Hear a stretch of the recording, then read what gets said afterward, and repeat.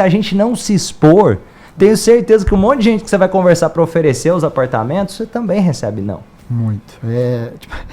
Um exemplo clássico disso, por exemplo, o antepenúltimo projeto que a gente fez, que está fechado, então eu posso usar ele como exemplo, né? Lá a gente tinha feito 7 unidades.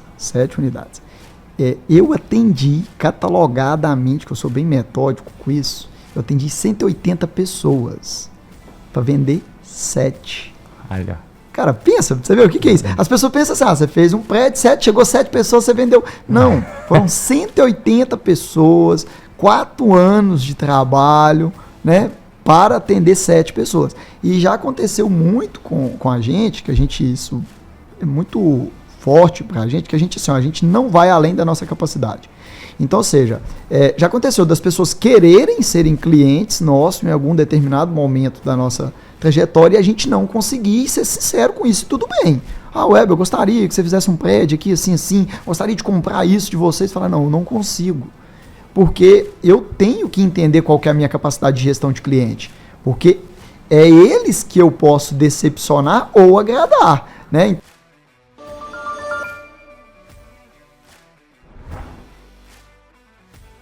Seja muito bem-vindo a mais um episódio do Psicologia e Negócios Podcast. Hoje tem um convidado que entende muito de construção civil e de negócios. Ele é conterrâneo aqui de Patos de Minas, Minas Gerais, e ele vai compartilhar um pouco da mentalidade por trás, do que fez ele entrar para essa área da construção civil. Se você ainda pensa, será que vale a pena investir em construção?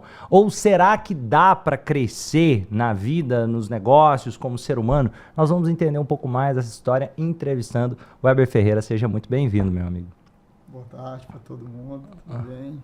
Prazer estar aqui, né? Agradecer aí pelo convite e a participação. Um prazer te receber.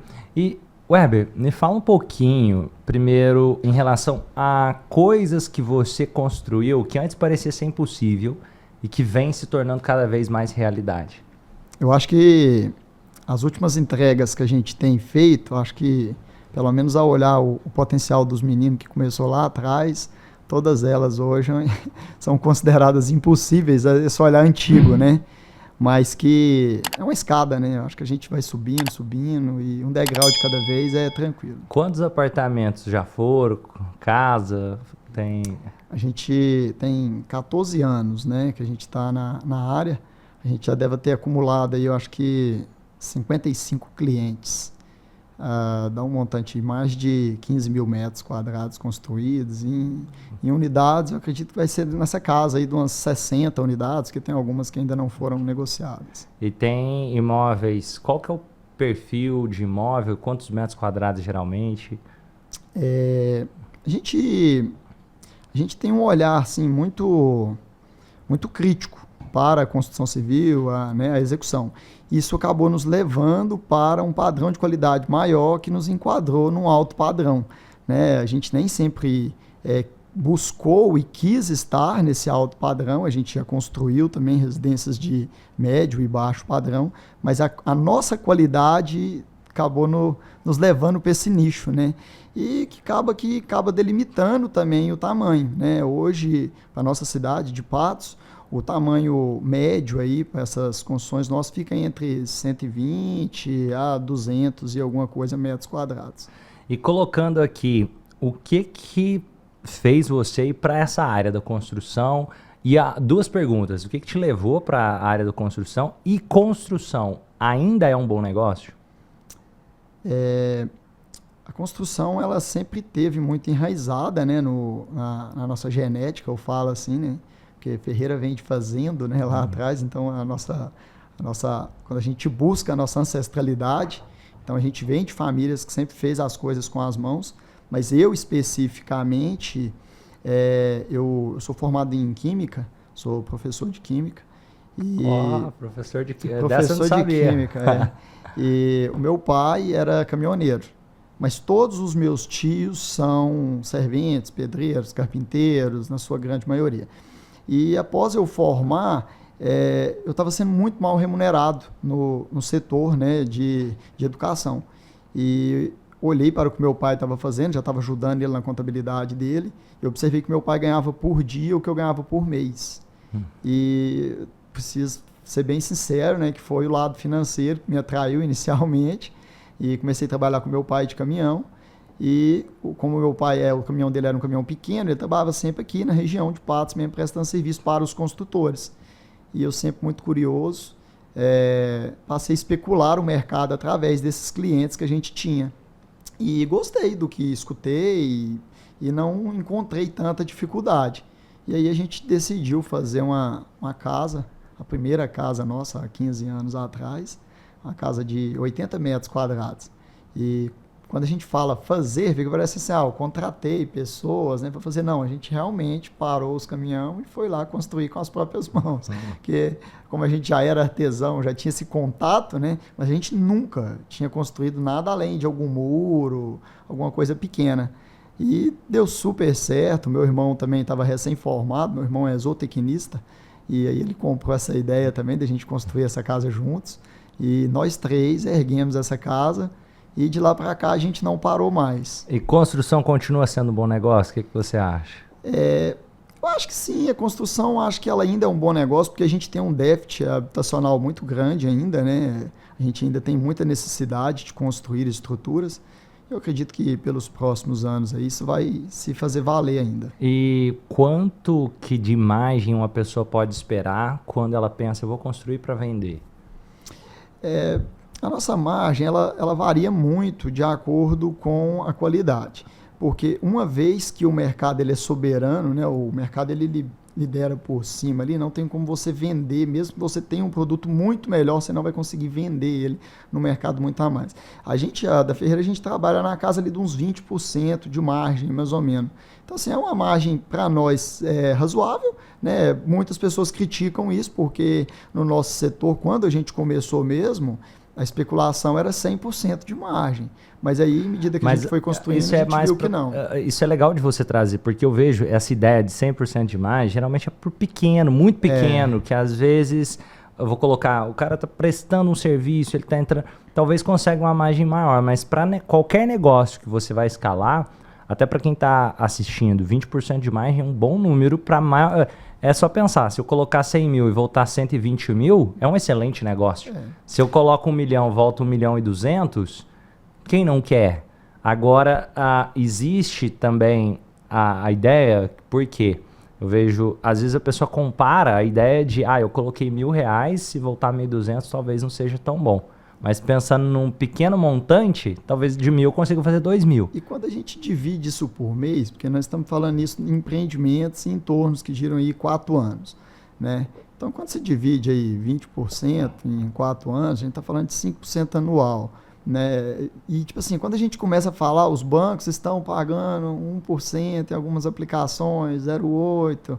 Então, mas o que as pessoas não entendem, e que talvez fica um pouco confuso, que é essa margem de lucratividade sobre o colocado, né? Mas aí tem incluso aí inflação, que o setor imobiliário consegue absorver muito bem quando tem, né? Um exemplo. Tem a valorização do terreno. Tem a valorização de algumas outras coisas. E tem como você trabalhar um montante grande, né, num único empreendimento, e isso é muito bom, porque nem sempre você tem essa oportunidade, né, de falar, eu vou entrar num negócio e vou colocar nele 1 milhão, 2 milhões, tem negócio que não suporta. E o dinheiro faz dinheiro. Eu vou explicar para quem está buscando entender esse raciocínio. Por exemplo, vou trazer outros segmentos, às vezes um posto de gasolina, um supermercado que tem uma margem enxuta, às vezes 2, 3%, ou às vezes menos do que isso.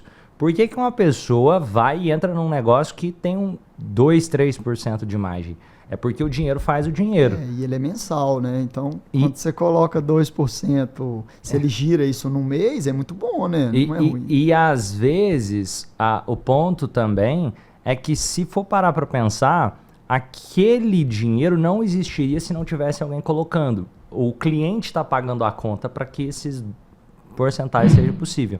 Exemplo, imaginando o dono de supermercado. Ele vai e comprou 1 milhão. E aí ele vende esse 1 milhão para poder fazer aquele dinheiro. Mas quem pagou a conta dessa compra é quem já está comprando. Se a máquina parar, não dá nem para ele pegar o dinheiro e pôr no banco como você trouxe aí. Então o dinheiro fazendo o dinheiro. Da mesma forma, a construção, você está empregando ali um certo capital para construir um imóvel, economia real, só que ao mesmo tempo, se eu vou parar completamente, pode ser que aí aquela pessoa queria colocar um capital na sua mão, porque ela está comprando o apartamento antecipado, comprou o apartamento na planta. Não existiria aquele dinheiro. Você consegue, no início da carreira não, né, por uma questão também de solidez, de credibilidade, né, e até mesmo de capacidade de execução, mas hoje a gente começa a colher frutos disso, que a gente começa a ter 20% de margem, né, que por mais que pareça pouco, mas não sobre o nosso capital, sobre o capital de quem acredita na nossa empresa, né. Então isso é muito bom, né, você tem uma rentabilidade sobre algo que você não colocou de certa forma, né. Então as coisas se equiparam. E eu falo que a construção é muito boa para educar financeiramente a gente brasileiro que não tem uma educação financeira. Porque imagina você fazer um empreendimento de 4 anos, só colocando, e você só consegue tirar o seu lucro de fato no último semestre. Ou pós-obra construída na maioria das vezes, né? Alguns semestres depois da entrega. Então, você é forçado a economizar. Se você tem uma conta no banco, a conta está milionária, é muito difícil de você resistir a viver só com o que ela está produzindo, né? Só com o que ela está rendendo. Então, acaba que você começa a tirar do montante. E na construção isso não é possível. E tem uma coisa, porque a construção, por máximo que você consiga vender alguns na planta, aquilo é a menor parte. Como você falou, se é 20% a margem, imaginando, estou dando um exemplo para ficar fácil a conta, se são 10 apartamentos, ou seja, são os últimos 2 que vão dar lucro. Exatamente. Os primeiros 8 que eu estou vendendo é para pagar a conta da produção daquele... O penúltimo empreendimento que a gente fez, que é o Império, fica localizado no bairro Jardim Califórnia. Ele é um empreendimento que a gente ficou 5 anos executando ele, né, e que a gente não fez, a gente não apurou nenhum lucro durante obra, né, e é um edifício que já tem 1 ano, que está finalizado, e agora que a gente está colhendo esses frutos. Ou seja, imagina, você ter que investir 5 anos, né, em algo que você acredita, que na maioria das vezes a gente acredita mais do que qualquer outra pessoa e tem que ser assim, né, é muito a longo prazo, então E nesse a longo prazo é bom essas correções, essa projeção toda, né, que a gente vai tendo depois. E o que a pessoa deve se preocupar para errar menos na hora de construir? Eu acho que a construção é a vaidade. Acho que a vaidade é uma das coisas mais perigosas que tem no nosso setor, porque como a gente mexe com um montante grande, né, de investimento, a pessoa pode confundir e achar que aquilo ali é de fato um faturamento dele, né, de lucro. E não, talvez você está falando de um faturamento bruto, né, que você tem que ter essa responsabilidade aí de devolver isso para o canteiro de obra, né, e não ficar saqueando a obra, que é alguns casos de insucesso que a gente vê, né, muito relacionado a isso. Essa confusão desse dinheiro do que é do empreendimento e o que de fato é do empreendedor. E às vezes até a confusão de começar a fazer sem ter um planejamento claro, de deixar para ver os custos do quanto vai gastar aquele empreendimento no meio do empreendimento. Isso também às vezes a gente vê isso também muito nítido. Talvez a pessoa entra, se não é tão, lógico, vai ficar entre mais os amadores, né? Mas acontece, a pessoa talvez ter uma previsão de custo, né? Ou talvez nem ter uma previsão e entrar só no achômetro mesmo, e no meio da obra ali ver que isso é diferente. Isso é muito ruim também. Uma coisa que eu particularmente gosto é fazer conta. Vou trazer um exemplo. Olha, vamos fazer um prédio ali. Por quanto vai vender cada apartamento? Imaginando, 250 mil, quantos apartamentos vão ser? Vamos supor que vai ser 10, 2 milhões e meio. Ótimo. Então já tem uma previsão de quanto que eu vou vender, dá 2 milhões e meio. Quanto que é o terreno? Quanto que é o mestre de construção? Porque não adianta, se eu começar a fazer, eu já tenho que ter essa noção. E aí, ter a humildade de chegar em alguém como você e falar, quanto está o mestre de construção aí? Às vezes a gente, aquilo que você falou, muita arrogância, o orgulho nossa, de repente, chegar, conversa, quanto você está pagando o mestre de construção em média? R$2 mil, 3 mil reais, não sei exatamente. Recentemente agora, durante uma consultoria que a gente estava dando, A gente abordou isso, essa questão do custo, né? Custo e valor de venda. O valor de venda é mais tranquilo, porque, como eu falei, o mercado é soberano, então você vai pegar realmente o que tem no mercado. Ah, mas o meu vai ser melhor. Então, não. Isso vai te ajudar a ter uma preferência, mas não uma lucratividade maior, né? Jamais. Aí a gente abordou essa questão do custo. Aí eu trouxe o nosso custo, né? O nosso custo de 2022, primeiro semestre de 2023, ele fechou em 4.400 metro quadrado, né? Que é um pouco acima do que a gente tem aí, né? Mas é para construções mais alto padrão. Isso, construções de alto padrão, isso aí, tipo assim, envolvendo uma gestão mais robusta que a nossa construtora tem, né? A gente tem um escritório formado e tudo.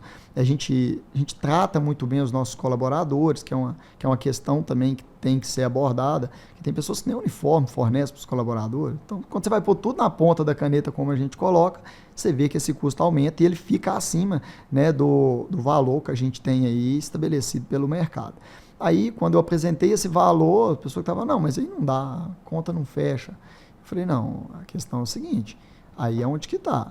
Você tem que selecionar o seu público, você tem que entender que a margem é essa que eu estou te falando aqui, que não vai passar disso, né? Então, quando você aplica aí sobre o valor bruto, né? Na verdade, sobre o valor aplicado, dá até um pouquinho mais essa margem. Aí as pessoas se decepcionam, sabe? Porque talvez eles estão querendo ir para a construção também, olhando só essa margem, olhando só essa lucratividade, olhando o sucesso que o empreendimento tem, e não o amor por construir, e não o interesse em edificar alguma coisa. Eu acho que é isso que separa, de fato, né, os construtores dos mais aventureiros um pouco. Então, a gente não faz só olhando essa margem. A gente fala, pô, a gente vai construir isso aqui vai ser útil, quem vai usar isso aqui? Né? E a longo prazo faz muita diferença, porque quando tem empreendimentos que cai tanto a margem, que a única coisa que fica dele, que tem que ficar, é a moral de ter feito, né? E isso vai levando, porque quanto mais a gente faz, mais credibilidade a gente vai tendo. Disso que você falou é uma coisa interessante, porque o empreendedor, o empresário que quer realmente ser empresário, ele tem que ter essa visão de longo prazo. Às vezes a gente superestima o que vai fazer em um ano, mas subestima o que pode ser construído em 10, em uma história, como você falou, desde 2015. 15 anos, né? 2009. Não, eu falei errado. 15 anos, eu ia falar 15 anos, confundi com 2015. 15 anos de história. Ou seja, é uma coisa, aquilo que você falou, começa a separar quem aqui de fato está pensando em fazer disso um negócio de construção, daquelas pessoas que estão, não, eu vou fazer e vamos ver o que dá e depois eu não faço mais. Eu vejo isso muito também no agronegócio, em outros. No agro tem ano que vai muito bem, tem ano que não vai muito bem, ainda é mais volátil do que a construção. E o agro você consegue trabalhar anual, semestral, né? A construção, lógico, existem construções pequenas que dá para você fazer isso também, mas que na maioria das vezes não são assim, são mais esporádicas, né? E é interessante essa exigência que existe para poder fazer essa organização financeira que tem que ser necessária para qualquer pessoa. E eu gosto de pensar na construção civil, agronegócio, no geral, as pessoas que vão entrar nessa área ou têm cabeça já mais de empreendedor, empresário, ou tem a cabeça mais de, eu vou investir e vou ver o que vai dar. E essa cabeça de eu vou investir o que vai dar, não acho que é só para esses segmentos. Isso é um risco de entrar para qualquer negócio. Porque tem gente que fala, eu vou comprar uma franquia de alguma coisa como se eu não tivesse que trabalhar quando eu comprasse a franquia mais. E qualquer coisa... Funciona assim. Não funciona. É muito... A gente traz o empreendedorismo como se ele não fosse mais algo vocacional. E é vocacional, né? Porque dá para a pessoa empreender na área da saúde, se ele é um médico, se ele é um enfermeiro, se ele é um dentista, alguma coisa. Dá para a pessoa empreender na área da construção, se ele é um pedreiro, se ele é um servente, né? Desde que ele tenha. O empreendedorismo está relacionado à vontade, à capacidade de fazer o capital, né? As pessoas confundem muito isso. A pessoa fala assim, não, mas eu tenho o capital, mas eu nunca construí nada e tal, e eu vou construir. Cuidado.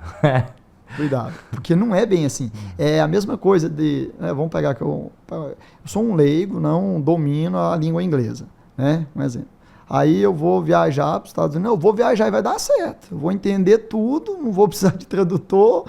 Não funciona dessa maneira. Existe uma linguagem dentro, né? Eu vou falar da construção, mas dentro da construção que precisa ser compreendida.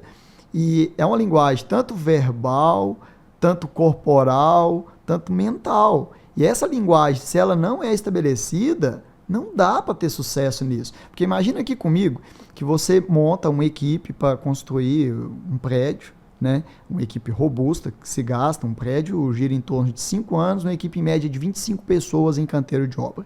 Na maioria das vezes, essas pessoas que estão ali no canteiro de obra não tiveram acesso à educação, não estão ali por livre, espontânea vontade, no sentido de escolher. Eles não escolheram aquilo ali é o que sobrou para eles. Não vou generalizar, né?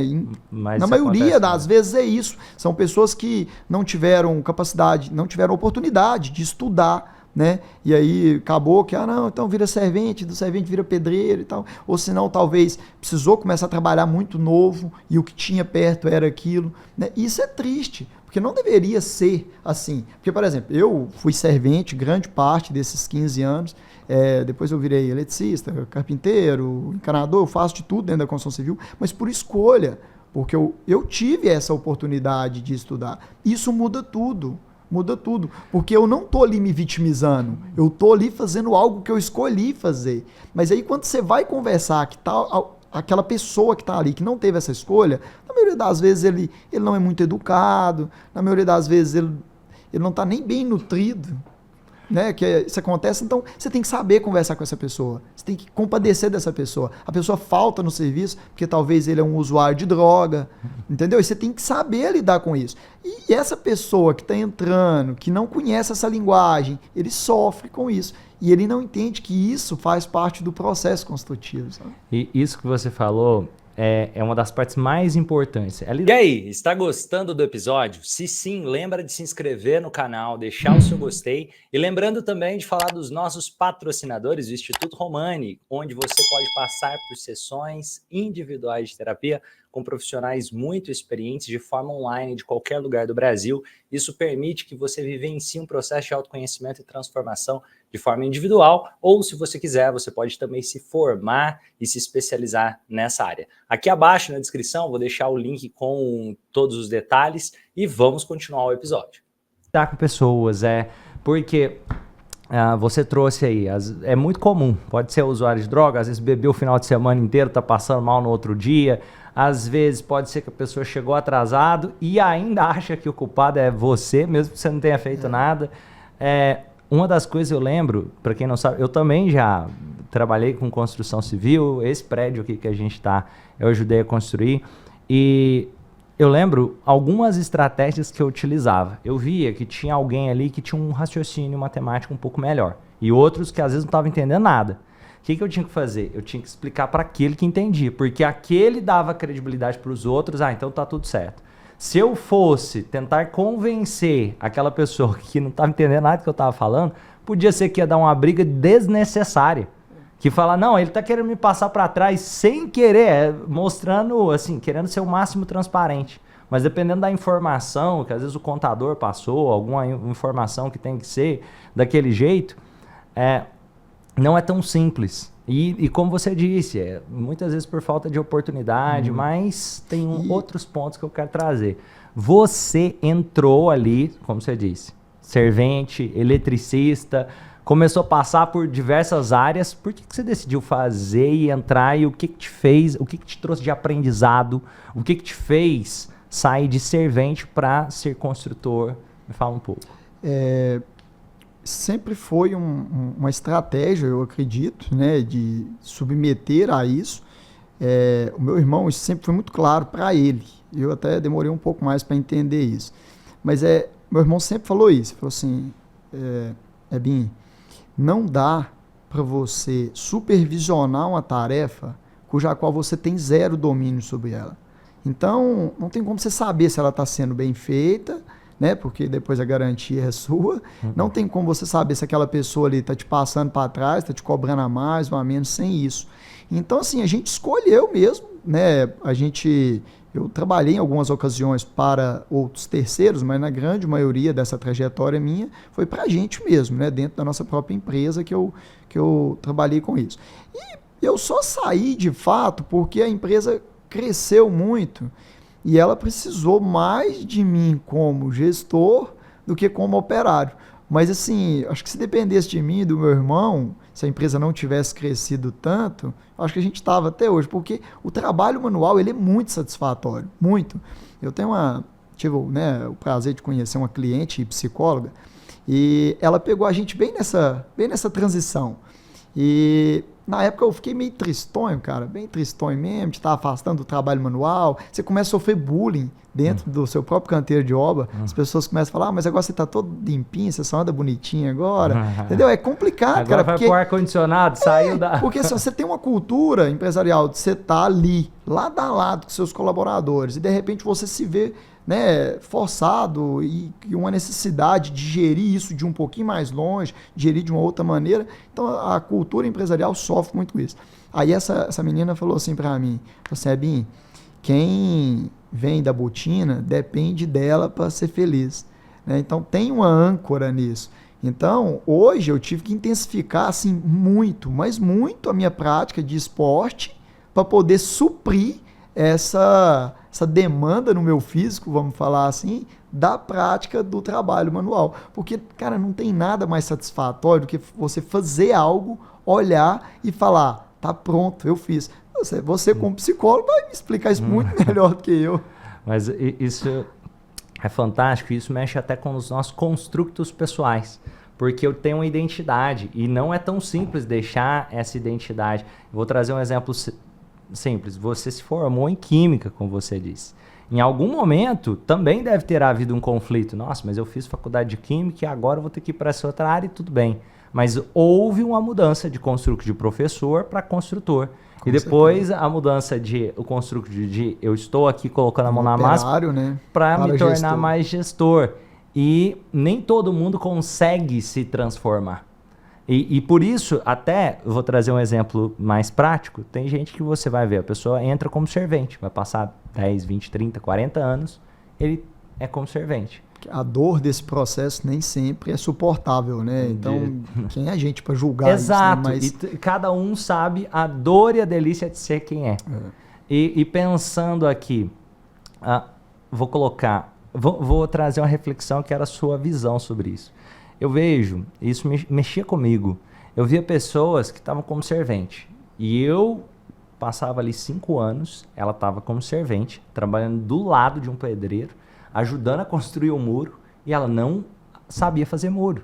Ela sabia, assim, ajudar. Era só ela perguntar, era só ela se expor, falar, deixa eu fazer aqui junto com você, e querer aprender, sabe, E outra pessoa que às vezes, por exemplo, é o pedreiro B, que é aquele que faz ali o muro, está fazendo o concreto, ajudando, só que ele também não tinha a humildade de conversar e perguntar com alguém que assentava piso, para ele falar, não, deixa eu assentar piso aqui, que talvez eu ganhe um pouco mais. O que você acha que, na sua visão, faz uma pessoa se manter, ou seja, como servente, sem pensar que ele pode virar um pedreiro, sem pensar que ele pode, de alguma forma, galgar alguma coisa a mais? Cara, isso é profundo, né? Muito. Porque, assim, é muito cultural, Romano, isso. Muito cultural. A gente não é doutrinado, e eu acho que a palavra é essa mesmo, né? A acreditar que a gente pode romper essas barreiras. A gente, desde muito novo, a gente é colocado num lugar e é educado, doutrinado para se manter nesse lugar. E quando a gente vai para uma cultura maior, ela trabalha para isso acontecer. A pessoa que, quando ele se torna um pedreiro, e essa dor dele se transformar em um pedreiro, ela parece que a maioria, eu observei isso no meu setor, eles levavam com eles as chaves disso. E eles têm um pensamento medíocre de achar que se o cara aprender, ele vai roubar o espaço dele no mercado. E isso não é só com o pedreiro, com o servente não. Isso é com o construtor também, né? A gente teve muita porta fechada, né? Você chega para fazer um network, E não tem. E se você vai dar o network, tudo bem. Mas se você precisa do network de volta, né, que é um balanceamento, não tem. Então, assim, durante anos isso foi dessa maneira. Então, chega num ponto que as pessoas ficam com medo. Né? Eu tenho até escutei uma passagem, uma citação de um teste que eles fizeram com macacos. Muito interessante. Você coloca dentro de uma gaiola os macacos e coloca um cacho de banana, né, madura lá em cima. Aí o primeiro macaco que vai lá e pega, ele sobe, vê a banana, vai lá e pega, joga água em todos os macacos, água gelada. O macaco desce, na hora que ele desce, beleza, todo mundo está entendendo. Aí quando a fé, outro macaco vai lá pegar a banana, joga água de novo. Na hora que ele desce, os macacos batem nele. Dali para frente, ninguém pega a banana mais. Acabou. Qualquer um que for tentar subir, eles batem. Aí o que eles fazem? Eles vão tirando gradativamente os macacos que tomaram a água. Tira um, coloca um que nunca tomou água. Aí ele vai e tenta pegar a banana, apanha. Ele não sabe por que ele está apanhando. Não jogou água em ninguém quando ele estava ali, beleza. Eles fazem isso até todos os macacos serem trocados. Né? Chega um ponto que nenhum macaco ali sabe por que ele está batendo no macaco que está tentando pegar a banana. Mas está todo mundo batendo e ninguém pega a banana mais ali. Né? Então o que é isso? Isso é uma inserção cultural longa. A nossa cultura não é de evolução. Ela não valoriza quem evolui. Pelo contrário, ela puxa para trás. Então, eu acho que mais ou menos é isso que eu enxergo. Por que as pessoas são tão pouco proativas? É quase como aquilo que você trouxe. Nossa, agora ele está trabalhando lá no ar-condicionado, agora ele está o gestor, ele não está mais... E nem todo mundo suporta pensar, nossa, ele está... É tão interessante isso, se você parar para pensar... Vou pegar um exemplo que qualquer pessoa, mesmo quem não trabalha com construção, vai conseguir compreender. Você se comporta diferente perto de pessoas diferentes. Então, imaginando, você está perto da sua mãe. Sem perceber, você fica um pouco mais infantilizado. Você está numa reunião de negócios. Você começa a ficar mais maduro naquele ambiente. Então, o nosso ambiente molda muito nossos construtos pessoais. E naquele momento onde essa pessoa mudar, vai fazer com que o ambiente que ela está acostumada comece, às vezes, criticar, ou às vezes pensar coisas. Será que ele não está querendo me roubar? Será que aquilo... E assim por diante. Isso pode ter consequências internas. Muito. Tipo assim, eu acho que dentro da psicologia tem algumas coisas sobre isso, né? Sobre a questão da repreensão e da recompensa. Né? E por incrível que pareça, a nossa sociedade ela recompensa mais as coisas que degeneram a gente como ser humano, como profissional, e valorizam as coisas que nos jogam para baixo. Um exemplo, se você tem uma turma ali de 3 serventes, né? Os 3 são iguais, executam a mesma tarefa e tal. Aí um começa a fazer um pouquinho a mais pela empresa. Que é sempre assim. Ele começa, talvez, lavar o banheiro sem ninguém pedir, ele começa a varrer ali na hora que ele está parado. Cara, os outros 2 que não querem fazer isso, não sei porquê, por mediocridade mesmo, que o ser humano é medíocre também, né? Eles começam a pegar esse cara e criticar ele, e fazer bullying com ele. Falar, puxa saco... O cara que quer chamar a atenção, que acha que é melhor do que a gente, então, começa a diminuir esse cara, então eles começam a repreender ele.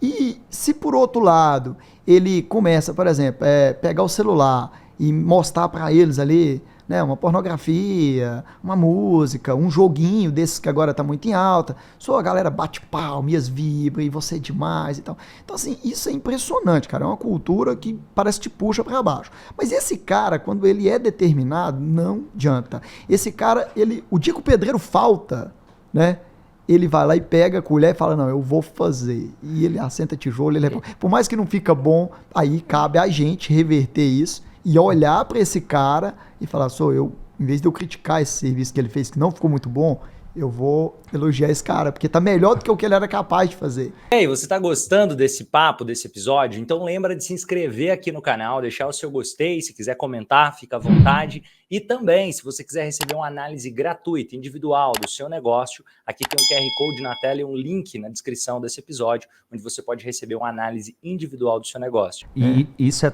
tão forte, porque muita gente, ao fazer pela empresa, acha que está fazendo pela empresa. Na realidade, essa pessoa está fazendo por ela mesma. Se você for parar para pensar, o que trouxe o Weber de servente a construtor foi fazer pela empresa que ele via como sendo ele mesmo. E a mentalidade do empresário, do empreendedor, é a mentalidade de eu estou fazendo por mim. Só que para fazer por mim, eu estou fazendo pelo outro. É um jogo de servir. É o que você trouxe ali sobre a construção. Ninguém consegue montar um negócio sem essa mentalidade de servir. Por quê? Imagina o seu cliente. Se você não serve o seu cliente, não tem venda, não tem transação. Só muda a escala. Só muda a escala. Só a escala. É um jogo de eu tenho que ser útil ao ponto de alguém querer ver valor suficiente ao ponto de me pagar por isso. Teve um fato, meu irmão, eu não gosto de de muita ostentação, não acredito nessa cultura ostensiva, né? Mas meu irmão comprou um carro importado, um pouco melhor, e eu tava andando nesse carro dele, dando uma volta nele, parei numa padaria, e nessa padaria tinha lá um usuário lá de crack, provavelmente, uma coisa nesse sentido. E ele veio me pedir um trocado, eu falei com ele que eu não tinha interesse em colaborar com ele, inclusive, naquilo ali. Né? Fui bem assim, eu agradeço. Não, obrigado. Ele falou assim, o que você tá agradecendo? Eu falei, não, obrigado. Ele, não, o que você está agradecendo? Eu falei, não, você me deu uma oportunidade de colaborar com você e eu te agradeci a oportunidade, mas eu não quero. Ele falou assim, você acha que você está num carro aí e tal, você é melhor do que eu e tal. Aí eu fui, tava eu, minha esposa, meus filhos, começou a ficar uma situação chata, mandei ela entrar e resolvi dialogar com ele, né? Vi que ele estava um tanto quanto lúcido, ele não estava muito drogado. Aí eu falei com ele, cara, você está me entendendo errado. Eu não acho que eu sou melhor do que você. A gente só está em condições, em patamares, em locais diferentes. Né? Inclusive, local nós está no mesmo. Né? Nós está aqui na porta de uma padaria. Tudo, né? Agora, a questão quanto que você me pediria aqui agora, se eu fosse te dar uma quantidade de dinheiro? Não, se você me der R$2, tá bom. Falei, pois é. A diferença é que quando eu me submeto a pedir algo para alguém, eu não peço só R$2. Peço mais. Mas eu dou algo em troca. O que você tem para me dar em troca desses R$2 que você está me pedindo? Você não tem nada. Você não quer nem limpar o para-brisa do carro, limpar a roda, sei lá, nada. Você quer algo. Então assim, a sociedade é dessa maneira.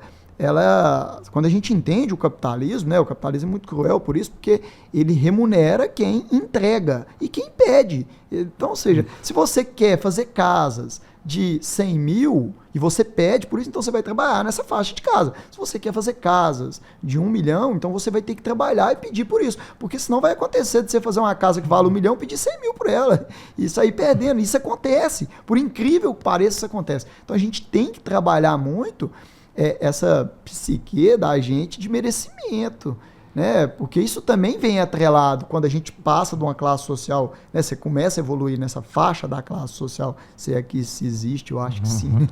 Mas uma coisa que você trouxe, olha isso, essa questão do até saber pedir, e esse saber pedir, gente, eu tô entregando algo, a pessoa pode dizer não, só que quando eu tenho algo de valor na minha mão e a pessoa diz não, eu não penso que eu perdi uma grande oportunidade, eu penso que ela perdeu também uma grande oportunidade, porque eu tenho valor.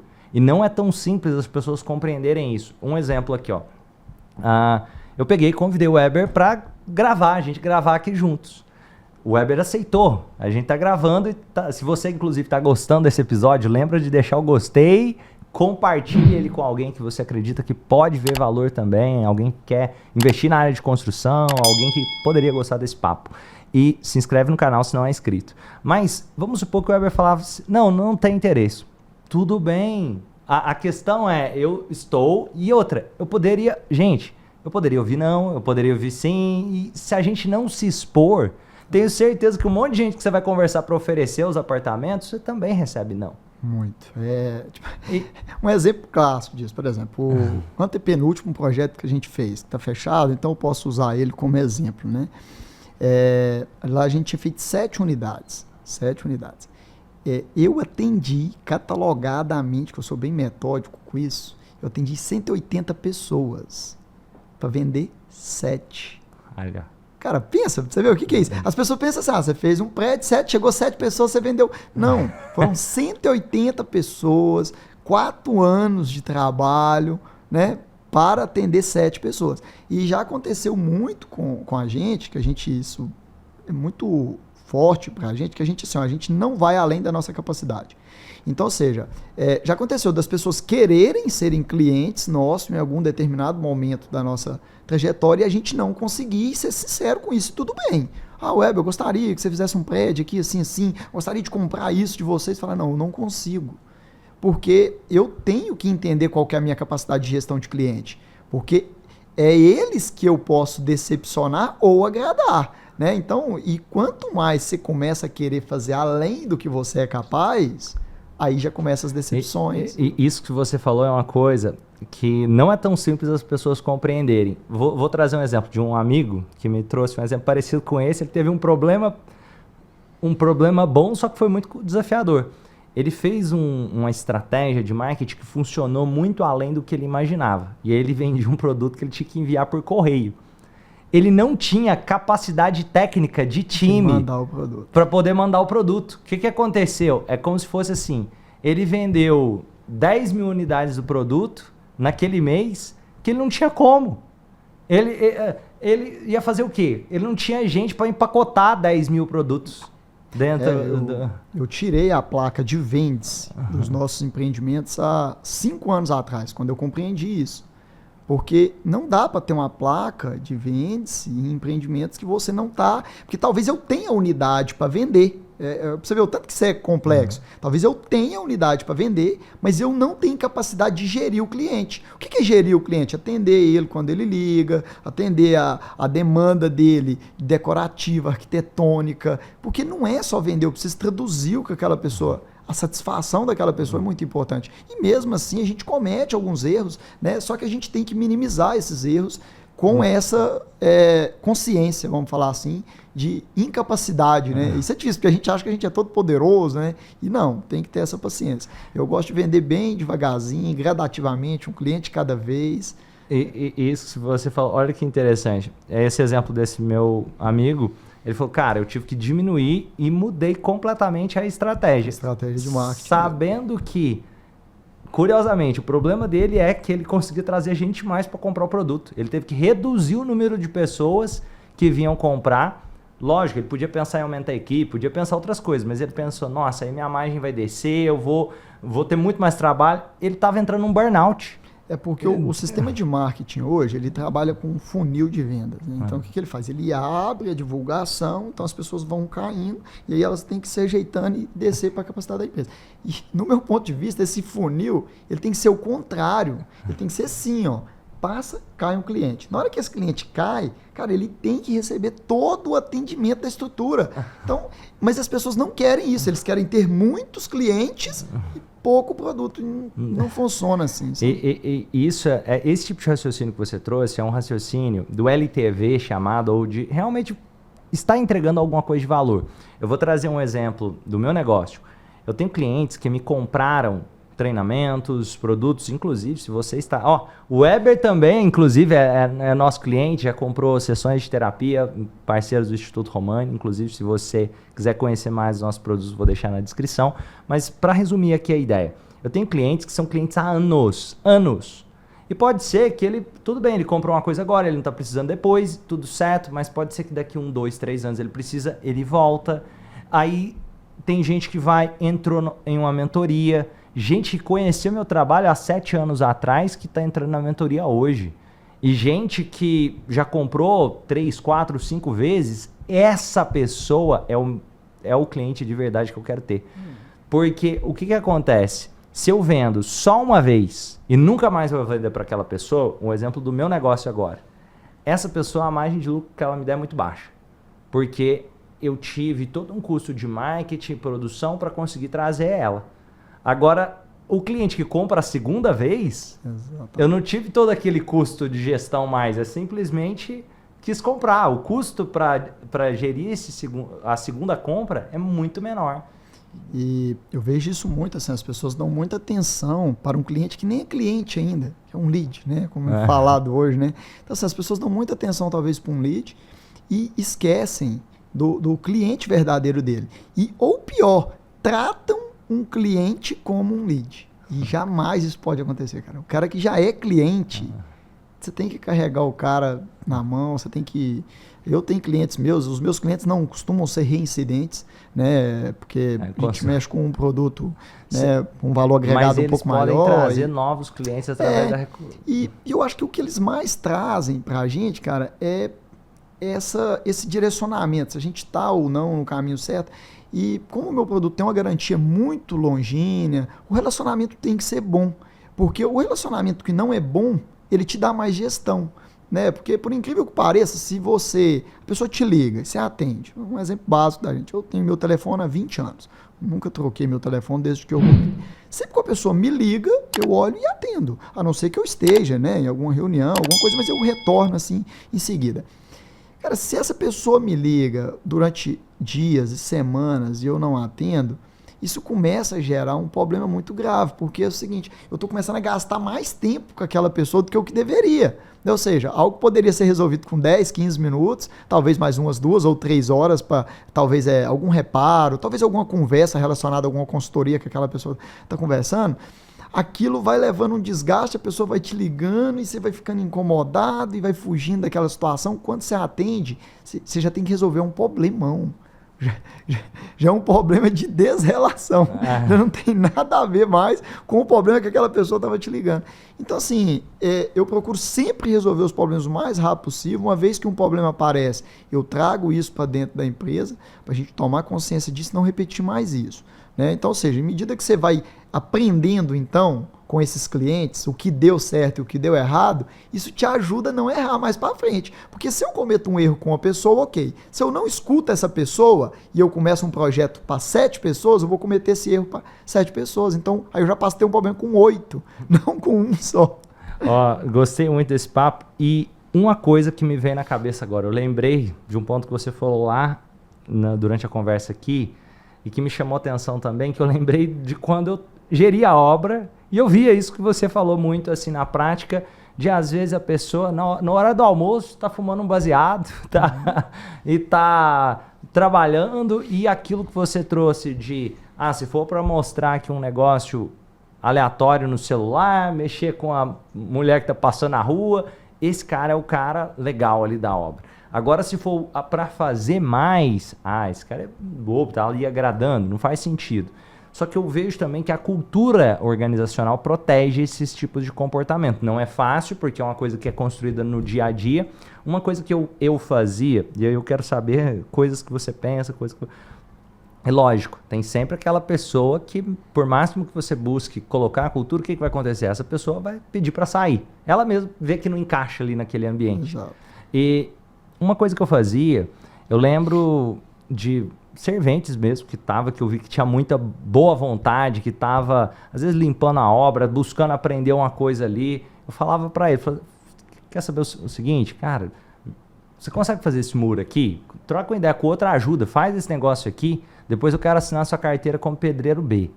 Parece simples essa ideia, mas ao vender isso para ele, esse cara começava a puxar os outros serventes tudo para cima. Porque ele via o sonho de eu quero ganhar mais.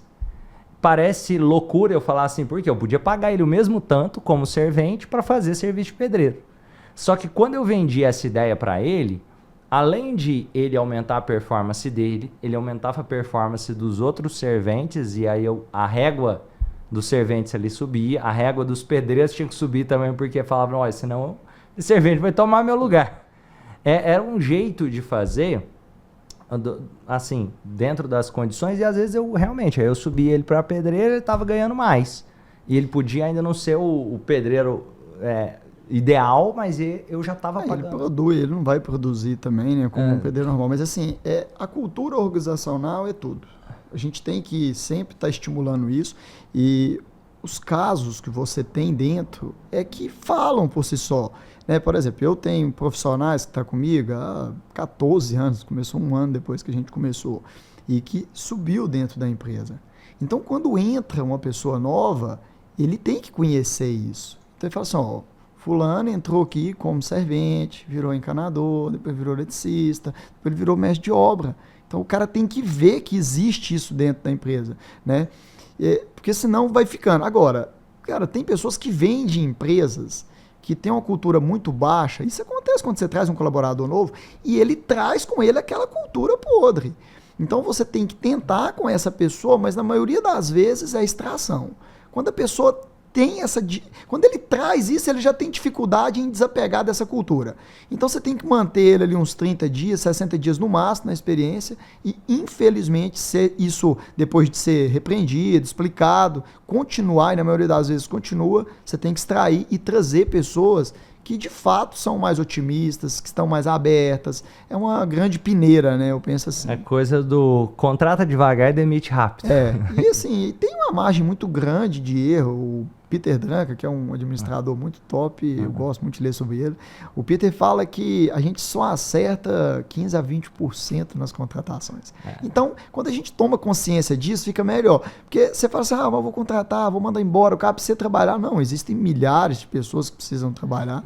Né? Então, a gente tem que ter essa cultura tanto admissional, tanto demissional muito clara. Inclusive para quando entra um outro, aí ali dentro da cultura, eles falam, seguinte, você tá com esse papo ruim aí, o fulano não durou nem 30 dias aqui por causa disso, então começa a se criar uma cultura boa. E por outro lado, você tem que remunerar bem quem tem bons desenvolvimentos, você tem que tratar bem mesmo essas pessoas, de igual para igual, porque afinal nós somos iguais, né? Eu não sei de onde que as pessoas tiraram que a pessoa que está numa classe mais baixa é inferior a um outro que está numa classe mais alta, isso não existe. Né? Eu tenho uma filosofia que a minha percepção é que toda empresa é uma escola. E nós estamos criando um sistema de educação para educar as pessoas que estão trabalhando ali. Principalmente quando você não tem uma escola que faz esse serviço para você. Né? Porque, por exemplo, os médicos, né? A gente tem boas faculdades de medicina para formar os profissionais para os hospitais. Agora, onde estão as escolas, as faculdades para formar para a construção? E ainda assim, vou colocar aqui, eu sei, até, por exemplo, você falou dos médicos. Nesse momento agora, eu estou prestando um serviço de consultoria para uma rede de hospital.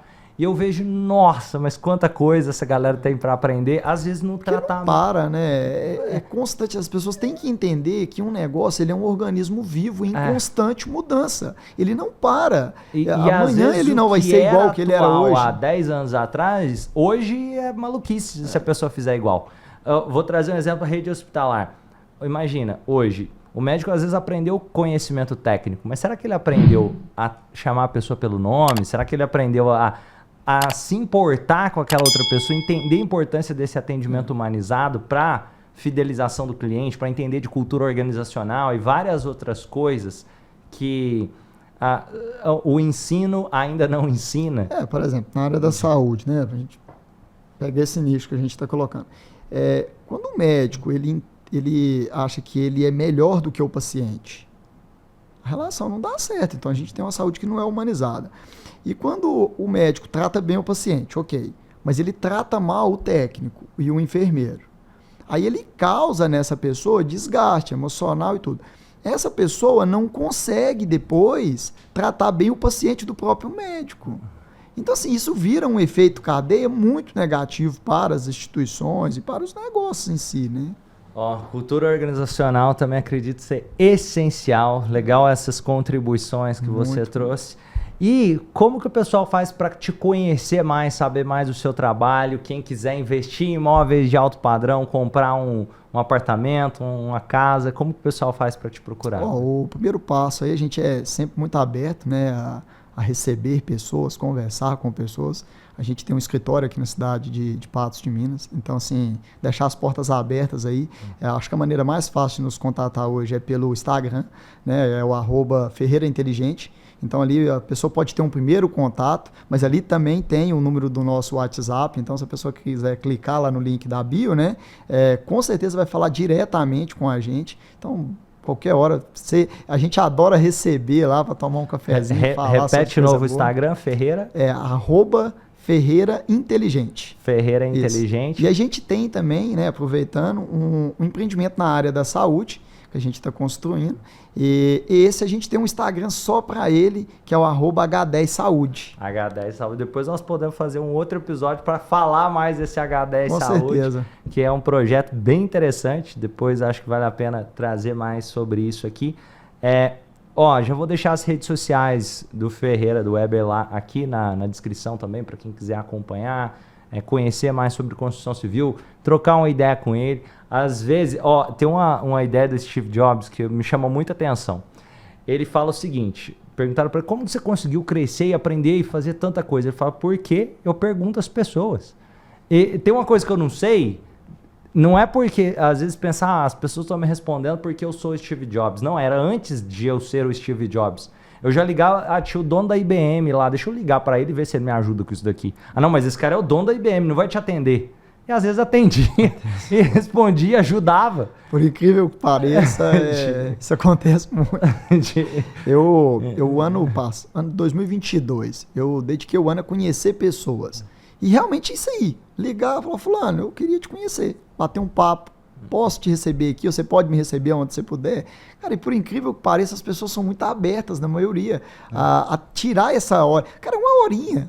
Aprendi isso com um grande amigo que me abordou um dia numa cafeteria. Cara, eu tomando um café, ele me abordou e falou assim, você é o Weber Ferreira, e eu quero tomar um café com você. Agora você tá com a sua esposa? Posso? Eu falei, lógico, cara.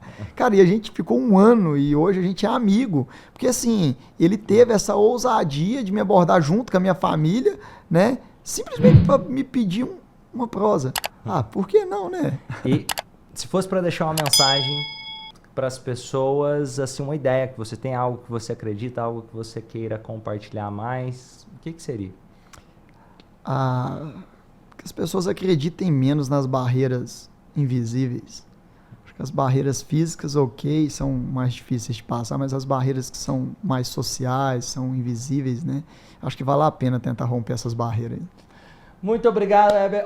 Quem gostou, lembra de se inscrever aqui no canal, deixar o gostei e vamos juntos fazer do mundo um lugar melhor, sendo pessoas melhores. Quando a gente se transforma, o mundo fica diferente.